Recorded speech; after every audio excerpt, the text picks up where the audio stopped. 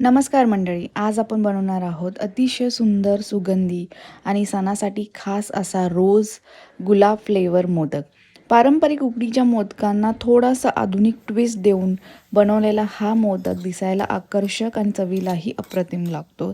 तर तुम्हाला गुलाबाची हलकीशी चव किंवा सुगंध आवडत असेल तर ही रेसिपी नक्की करून बघा. चला तर मग सारणापासून सुरुवात करूया. एका कढईमध्ये तूप गरम करा. त्यात ताजा किसलेला नारळ आणि किसलेलं गूळ घाला. गूळ वितळेपर्यंत सतत हलवत राहा.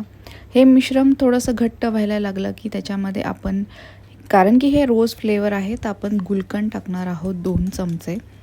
गुलकंद टाकून झाला की त्याच्यामध्ये आवडीनुसार तुम्ही ड्रायफ्रूट्स टाका.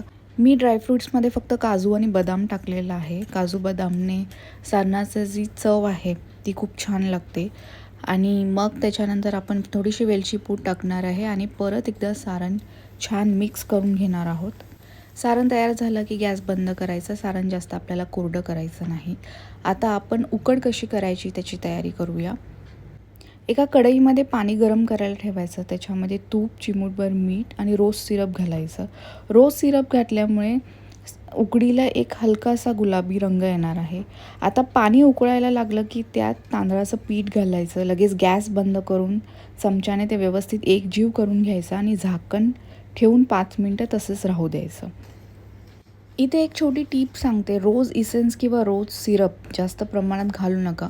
फक्त हलकीशी चव आणि सुगंध पुरेसा असतो. जास्त प्रमाणात जर आपण रोज इसेन्स किंवा रोज सिरप वापरला तर मोदकाची जी आपली नैसर्गिक चव आहे ती कमी होऊ शकते. त्यामुळे प्रमाणातच घालायचं.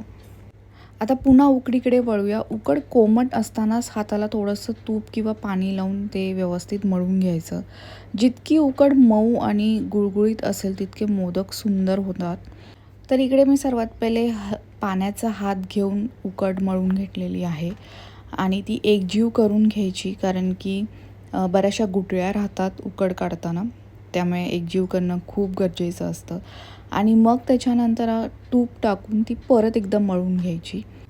तुपावरती जेव्हा आपण उकड मळतो तेव्हा ती अजून सॉफ्ट आणि लुसलुशीत होते.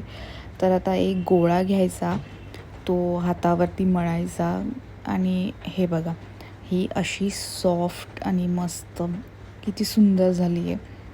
तर आता आपली उकड तयार आहे. आता आपण मोदक तयार करायला घेऊया.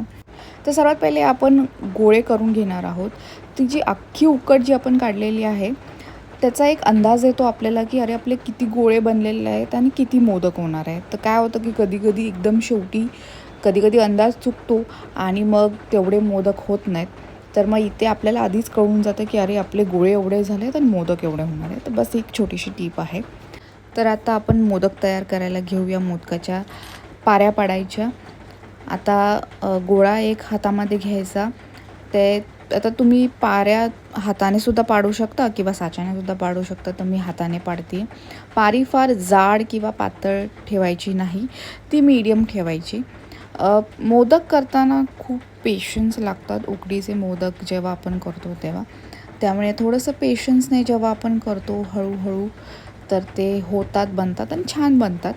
त्यामुळे मला पर्सनली साच्यापेक्षा मला हे हातावरती बनवलेलेच आवडतात आणि मी तसंच करते गणपतीसाठी. तर तुम्ही बघताय की किती छान आणि सुंदर मोदक दिसत आहेत आणि तो गुलाबी रंग तर अप्रतिम दिसतो आहे मोदकांना. आता तयार केलेले मोदक आपण वाफवून घेणार आहोत. तर एका चाळणीला तेल लावायचं, त्याच्यामध्ये मोदक ठेवायचे आणि ती चाळण पातेल्यावरती ठेवायची, झाकण लावायचं आणि एक 10 ते 15 मिनटं आपण मोदक वाफवून घेणार आहोत. मोदक शिजल्यावरती त्यांचा रंग हलकासा चटकदार होतो, तेव्हा गॅस बंद करायचा आणि 2 मिनटं तसेच राहून द्यायचे. तर असे हे आपले रोज गुलाब फ्लेवर मोदक तयार आहेत. तुम्हाला ही रेसिपी आवडली असेल तर माझ्या चॅनलला लाईक, शेअर आणि सबस्क्राईब करायला विसरू नका. गणपती बाप्पा मोरया, मंगलमूर्ती मोरया. प्लीज माझ्या चॅनलला सपोर्ट करा आणि असंच पुढे घेऊन जा. धन्यवाद. पुन्हा भेटूया.